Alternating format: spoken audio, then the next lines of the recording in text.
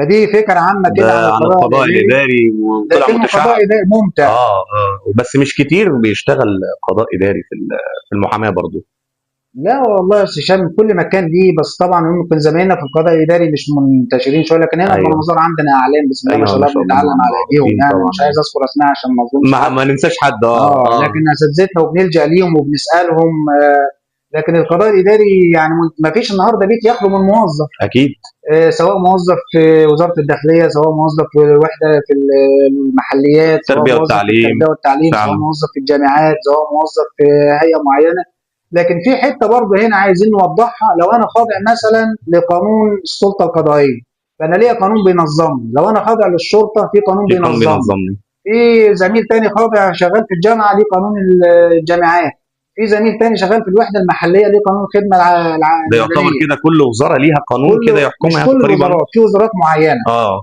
الموظف اللي في الوزاره المعينه دي ليه قانون خاص. فاحنا عندنا مبدا مستقر سواء في القضاء الاداري او اسمه القانون الخاص يقيد القانون العام. تمام. فانا لو انا كموظف ليا بند بينظمني ونص بينظمني في القانون بتاعي، اتحاكم بيه او اخد حق بيه، ما ارجعش للشريعه العامه اللي هي الخدمه المدنيه. دي تعتبر الشريعه العامه في القضاء الاداري ده اللي بتحكم حياه كلام. الموظف من ساعه ما يتعين لحد ما يتوكل على الله، سواء بالسن القانوني او لا بتحكم. قدر الله الوفاه. يعني محددين الموظف ليه ايه وعليه ايه كل ولا حقوقه ماشي وواجباته، كله ما النهارده كل في حق القوانين يقابله الخاصه. واجب. تمام، انت تمام. النهارده لو اهملت في عملك، برضه في حاجه في القضاء الاداري تاني، التاديبيه دي، بعد ما الموظف لو في يعني مخالفات جسيمه بيتحال فيها للنيابه الاداريه. تمام. النيابه الاداريه زي النيابه العامه عندنا بتحل اه. محكمه الجنح او محكمه الجنح، هنا برضه النيابه الاداريه بتحقق مع الموظف، بس طبعا مش مع المخالفات الصغيره، من ايوه، درجه مع مدير المخالفات عام والدرجه الكبيره. الاولى وفما فوق، وحسب نوع المخالفه.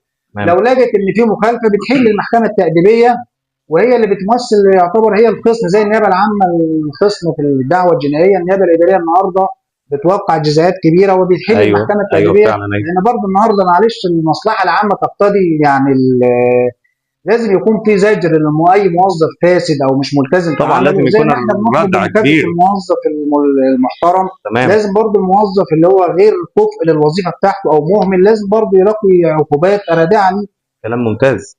طيب، استاذ رضا، لو رجعنا لورا تاني هنشتغل تاني في المحاماه؟ هنختار محاماه تاني؟ طبعا انا طبعا، بقابل طبعا. زمايلي دلوقتي ده اللي حب كانوا ده. بيقولوا لي يا ابني ما تستقيلش الوظيفه وبتاع، النهارده بيقولوا يا ريت نبقى زيك. لكن انا يا كنت الله. انا بحب المحاماه. ما انت مشيت فيها فهو الطريق فيها الطريق يعني في الطويل. كم مصطلح كده، يعني عايز اي مكان، عايز انا لو بقيت عامل نظافه في شارع، الشارع بتاعي هيبقى انضف شارع. اه. انا كنت في الشغل بتاعي من زمايلي الكويسين، بحب شغلي. اه. بقيت في شغل جديد عايز ابدع فيه وعايز انجز فيه، لازم اثبت وجودي ما فيه. بتشتغلش لكن الا مبني الحاجه اللي على بتحبها يعني. لازم اكون حابب الحاجه. دي نصيحه ايوه نوجهها لازم، للناس. لو انت في المكان مش مرتاح دور على بديل، تمام. بس بديل تكون بتحبه. بالظبط كده. تحبه وهتبدع فيه. لازم اكون بحب الشغلانه بتاعتي عشان ابدا فيها. دي نصيحه مهمه. طيب استاذنا، لو انا محامي شاب وجاي لك، هتنصحني ان انا اشتغل في القضاء الاداري؟ طبعا القضاء الاداري ممتع، بس هو الزميل اللي جاي طبعا كالبدايات لازم اه. ياخد شق في الجنائي وشق في المدني وشق في الاسره وشق. هتنصحني بايه في الاخر برضو بعد ما اشتغلت في انا الجنائي مبدئيا والمدني النصيحه الاولى ان اه. الواحد يتقي الله. تمام. ومن يتقي الله يجعل له مخرجا ويرزقه ويرزقه من من حيث حيث لا لا يحتسب، يحتسب. لان الرزق صدق الله. مكتوب جاي جاي. يعني ما اكيد. تزعلش قضيه مشيت او موكل ما اتفقتش معاه، مش نصيبك. مم.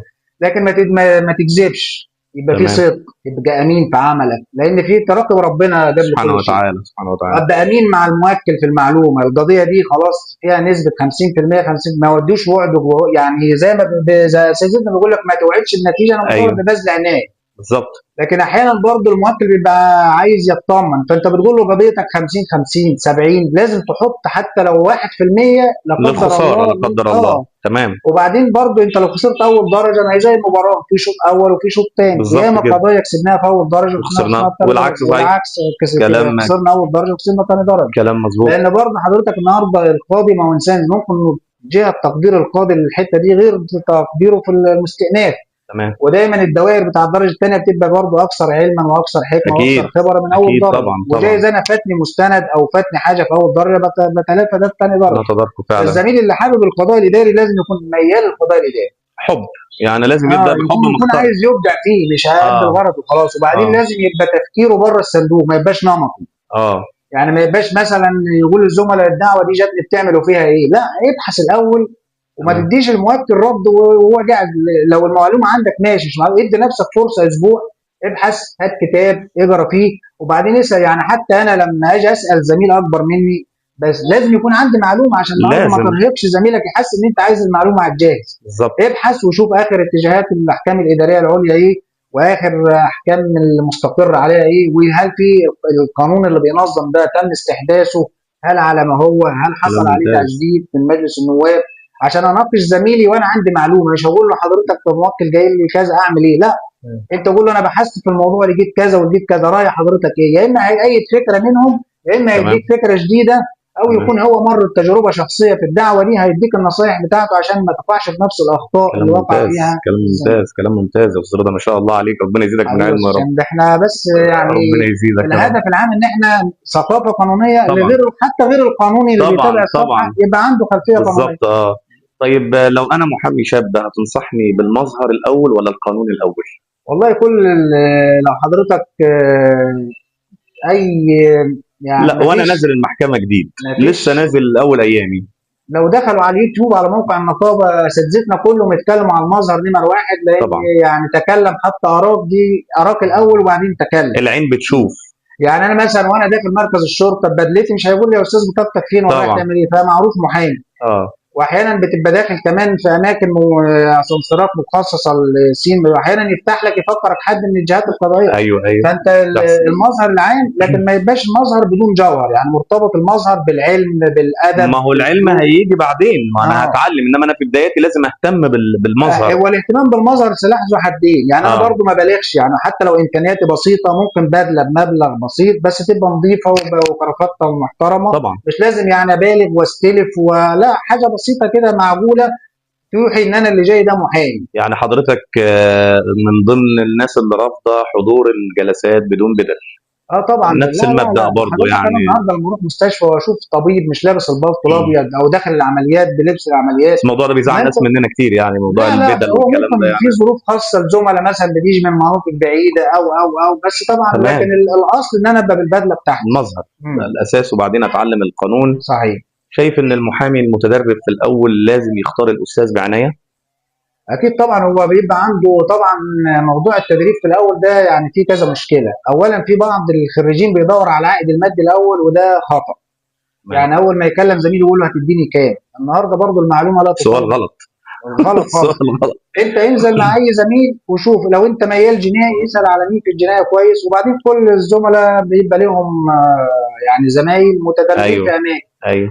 بيبقى يعني كل مكتب مدرسه مختلفه. اكيد. في زميل بيدي معلومه، في زميل بيدي فلوس ما يديكش معلومه، اه. وفي كده وفي كده وفي كده. بس ايوه. انت ابحث، ما تستناش لما الاستاذ يديك، انت بتمسك الملف ابحث وقول القضيه دي انت بتعمل. طب النهارده هنحضر نقول ايه؟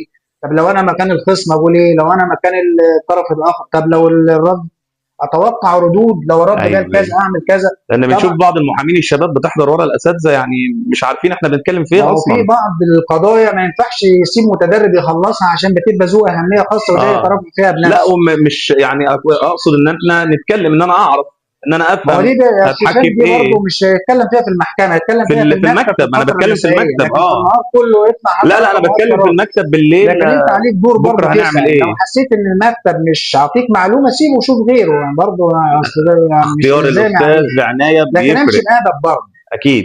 لازم نحترم استاذنا اللي اتعلمنا عنده.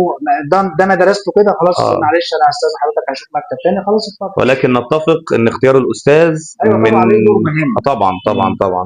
يمكن انت حضرتك ذكرت لنا الاستاذ احمد مغربي انا كان ما من اتدربتش غير عند الاستاذ احمد، وهو برضه ان انا الاستاذ راجل احمد كان جاي حبيبنا من يعني. وظيفه وسني داخل على 40 سنه، ما شاء فكان الله، صعب شباب حد شباب الزرار. يتقبلك. لا لسه شباب لكن برضه هو الزرار. لقيت الباب مفتوح والراجل استقبلني وعلمني، ما اقدرش انكر ده. ما شاء والزملاء الله. اللي في المكتب السعد عبد الرجال برضه، والاستاذ احمد شحاته والاستاذ عبد ما شاء العزيز. الله، بيشكر الكل الزرار ده، ما شاء الله عليه. عشان ما ما شاء نكرش الله. اعتراضهم ما علينا شاء الله بصراحه، عليك. يعني دي نقطه فارقه في حياتي. يعني انا مثلا لو لقيت في المكتب صدني من الاول كان ممكن تحصل لي تتنشن من المحاماه اصلا. وبعد بالظبط. التعب اللي انا تعبته ده صحيح، كله كمان. فأسست معاهم في الجناية الحمد صح، لله. وبعدين بدأت برضه أسأل الزملاء. احنا برضه والبحث والقانون. عندنا عمالقة بني مزار بسم الله طبعا ما شاء الله، طبعا. يعني في مراجع في من المحكمة. زمان من الأستاذ زمان. مصطفى الملاحظ موجود يوميا طبعا بسم الله ما شاء الله، مرجع كبير طبعا لينا. طبعا. والزملاء التاني عشان ما اذكرش حد وحد يزعل بصراحة، والزملاء في مطاي على فكرة، أنا بتردد ما بين مطاي وبني مزار، في ايوه، زملاء في حبايبنا مطاي في بسم الله مطاي. ما شاء الله يعتبر محكمه وعلى واحده قدر يعني. عالي من العلم. ما لكن شاء الله. انقش الأستاذ، اسال. بالظبط. اه يعني هو مش هيديك. هي انا بيبقى معايا معلومه ومتردد ابدا الدعوه ازاي، بسال زميلي الاستاذ هشام عارفه وشاطر في الحته دي، يا استاذ اه رايك في الموضوع ده، ولحد دلوقتي ولحد بكره احنا ما زلنا وهنفضل نسال نتعلم. كل يوم بالظبط. طبعا، المحاماه وبعدين مهنه ابحث السؤال. في الكتاب يعني النهارده برضو ان وسيله النت الدنيا اصبح زمان ما اتطورت كانتش متاحه طبعا، للاساتذه الكبار، في فانت سهوله عندك دلوقتي طبعا. بس انظم وقتي بدل ما مقضيها فيس مثلا او مواقع التواصل صحيح. التسليه، لا، في ممكن تدخل على موقع اي جامعه او موقع معين تحميل وابدا كتب البحث PDF بتاعي تمام. لو انت بتذاكر في موضوع، او ايه على يوتيوب موقع النقابه برضو منزله اه محاضرات بتنزل احكام محكمه نقض فعلا، حاجه بسم بشوف الله ما اه. شاء الله. وبرضه احنا في لكن مواقع تاني لو انت حضرتك عايز تشتري، يعني انا مشترك في موقع اسمه موقع المطابع الاماريه، بنصح كل زمايلي يشتركوا، ده اشتراكه 200 جنيه للمحامي يعني كلام في السنه، فاضي. بينزل لك يوميا الجريده الرسميه ومواقع واحكام الاداريه العليا ايوه واحكام ايوه محكمه فعلا. النقد واداره توحيد المبادئ، حاجه محترمه خالص. كلام جميل. فاللي عايز يبحث عن المعلومه هيوصل له، هيبحث اه. واستحاله انا لحد النهارده بصراحه لي 5 سنين في المحاماه ما سالتش زميل عن معلومه وقال لي او يعني ما حسيتش انه باخل عني بيها لا او احنا الحمد بخيل، لله، لا احنا مش بندخل على بعض. بس يلاقيك انت ايه عندك الحد الادنى من اه المعلومه مش اللي وعايز هو تعرف. ابيض. بالظبط. لكن ما اه تجيش برضه تقول لي في كذا اعمل ايه، طب انت وصلت لغايه فين؟ كلام ممتاز، كلام ممتاز. صح. المحاماه رساله ولا عمل؟ هي عمل الموضوع ده عادي يعني ناس ولا تكمل، رساله؟ لا لا، هو مش اه لو وظيفه عاديه انا كنت موظف في مكان بأدي اه عمل